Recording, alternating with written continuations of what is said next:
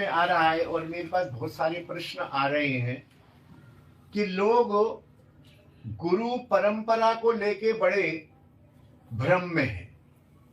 कोई कहता है उनकी गुरु परंपरा वहां से वहां टूट गई, वहां उन्होंने अपने आप संन्यास ले लिया। कोई कहता है वो उनके एक गुरु जो है बीच में वो तो भ्रष्ट हो गए, इनकी तो गुरु परंपरा ही समाप्त है। जब गुरु परंपरा बीच में एक टूट गई तो हम कृष्ण के पास कैसे पहुंचेंगे? अपना दोष साधक नहीं देख रहा है, गुरु परंपरा का। अरे गुरु में दोष देखना ही अपराध है, गुरु परंपरा का दोष देख रहा है। और कुछ लोग अपनी परंपरा को बड़ा श्रेष्ठ बता रहे। मैं निश्चित कह रहा हूं कोई भी परंपरा ले आना, उसमें कहीं ना कहीं त्रुटि होगी, क्योंकि गुरु परंपरा एक चीज है, कृपा एक चीज है और भक्ति की निरपेक्षता एक चीज है। तीनों का सम्मिश्रण होता है। गुरु परंपरा में कहीं ना कहीं 500 वर्षों में कोई ना कोई बाधा आती ही है। कहीं ऐसा भी देखा गया कि पुत्र संतान नहीं है तो पुत्री से गुरु परंपरा फिर कंटिन्यू करती है, अथवा पत्नी से कंटिन्यू करती है, अथवा बहू से कंटिन्यू करती है। तो गुरु परंपरा का दोष देखना ही अपराध। पहली बात, अपना दोष देखो। दूसरी बात यह है, गुरु परंपरा एक जैसे है, एक गुरु एक रिंग है ना, एक रिंग है। अब उस रिंग के बाद यहां से रिंग चली, दूसरी मान लो जानवा माता है, इसके बाद ये वीर चंद्र प्रभु आ गई, ठीक है ना, दूसरी रिंग इंसर्ट हो गई। इसके बाद तीसरी रिंग इंसर्ट हो गई कोई भी, तो ये क्या है, रिंग से ये चैन बन गई, ठीक है ना। और मान लो किसी एक रिंग में जंग लग गई तो वो क्या चेन टूट जाएगी? या एक रिंग में यदि कोई गड़बड़ी आ गई तो क्या चेन टूट जाएगी?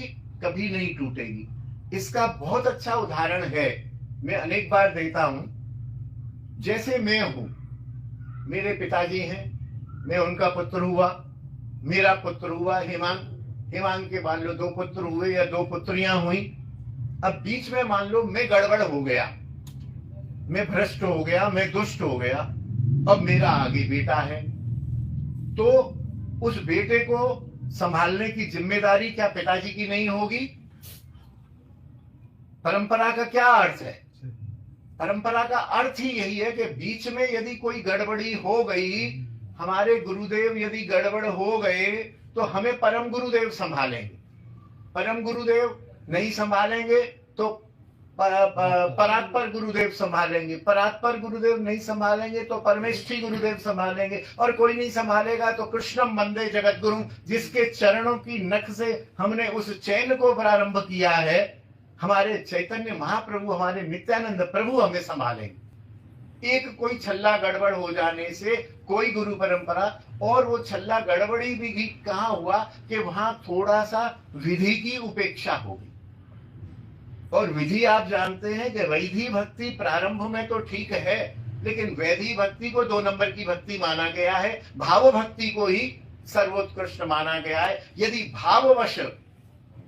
भाववश कहीं विधि का उल्लंघन हो गया तो उसको हम गुरु परंपरा का दोष देते हैं, ये बहुत बड़ा अपराध है। आप ये समझिए कि उनकी भावना इतनी दृढ़ हो गई थी कि वो इतने निर्वेद हो गए थे कि उन्होंने विधि का त्याग करके भाव का आश्रय लेके और आगे बढ़ा दिया। और फिर परिणाम देखिए, अंत भला सब भला। यदि मेरी गुरु परंपरा गड़बड़ है तो फिर उसका इतना प्रचार क्यों है, इतने वैष्णव क्यों बन रहे हैं, इतना अध्यात्म क्यों फैल रहा है? तो गुरु परंपरा को दोष देना मतलब गुरु परंपरा हमारी दूषित है, मेरे हिसाब से ये वाक्य ही गलत है। गुरु दूषित हो सकता है, गुरु परंपरा कभी दूषित नहीं होगी, बिल्कुल नहीं होगी, बिल्कुल नहीं होगी। उसको ऊपर वाले गुरुदेव संभालेंगे ही संभालेंगे। और ऐसा हमारे कल में चर्चा कर रहा था, हमारे, मैं नाम नहीं लूंगा, उनके गुरुदेव से उनकी कुछ गड़बड़ हुई तो उन्होंने अपने परम गुरुदेव का आश्रय, बाबा श्री चंद्रशेखर जी का आश्रय लेके, और आज देखिए खूब प्रचार हो रहा है, खूब भजन भक्ति का प्रचार हो रहा है, खूब शिष्य बन रहे हैं, खूब आनंद हो रहा है। यदि गुरु परंपरा में कहीं गड़बड़ी होती तो ये बात यहीं का यहीं ये वृक्ष, ये पौधा फिर वृक्ष नहीं बनता है ना। कहीं जड़ में विष चला जाए तो वो फिर पौधा समाप्त, वृक्ष नहीं बनता। यदि वृक्ष बन रहा है तो इसका अर्थ है कि वो विधि से हटके थोड़े से भाव में आ गए। तो इसलिए ये गुरु परंपरा वाली बात भी आजकल मेरे पास बहुत प्रश्न आ रहे हैं, इसलिए यहां मैंने इसका समाधान कर दिया।